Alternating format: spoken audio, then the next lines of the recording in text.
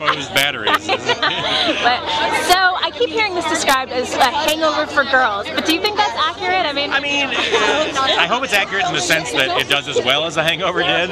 But I mean, it's both crazy and yet it's not where it would not be grounded. I find it's a very grounded story about very funny women going through a very real time. But then we play up the comedy of that a lot. So we have a lot of crazy scenes and a lot of big comedy, but it's always based in reality. So that for us is the difference. I love The Hangover is one of my favorite movies of all time. So there is a part of me that's thrilled to get compared to that, but I want the women to own this on their own. I want it to be, I want it to be the Bridesmaids.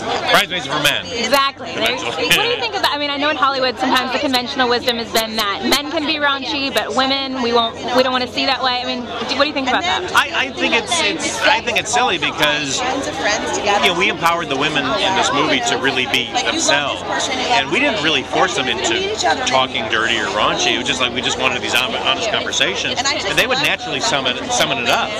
So that's what I kind of loved about it. It seemed like they were talking the way the women do behind scenes or not around men, and so I felt we got a very honest rapport out of that. Yeah. And so I'm very pleased about that. And I don't feel like, weirdly having now done it, I don't feel like I've seen it a lot on film, because I think these kind of movies tend to be very overwritten and not let the women and let the actresses kind of have their input. So we're very careful to do that. What is it like for you on set with all these, comedians who are improvising? Like, how do you rein that in but let them do their thing? You know what it is? All I do is try to create a safe environment where they can feel free to try anything, and there's never a moment where you're like, oh, that's bad, or don't do that.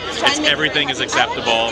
We didn't know if it doesn't work, we won't use it, but we want everything, because sometimes out of them doing something that they would think and I would think wouldn't work at all, suddenly you go like, that's fantastic, and we end up putting it in the movie. So, you never want to limit what people are doing in comedy. You just want them to go for everything, and then we'll sort it out in the editing room. On a completely different note, I'm writing a story about actors who go to college, and I saw you at the Freaks and Geeks panel talking about how Seth Rogen and Jason Segel were all deciding to go to school at that time in their lives, and you guys feel sort of protective over them because that was, talk about, do you remember that time, and were you advising them to go? Well, we wanted them to be very well-rounded. Yeah. We definitely, we felt a great responsibility, Judd and I, that we were taking, basically kids on at a very important time in their life, and there's been enough evidence that showbiz kids can go off the rails.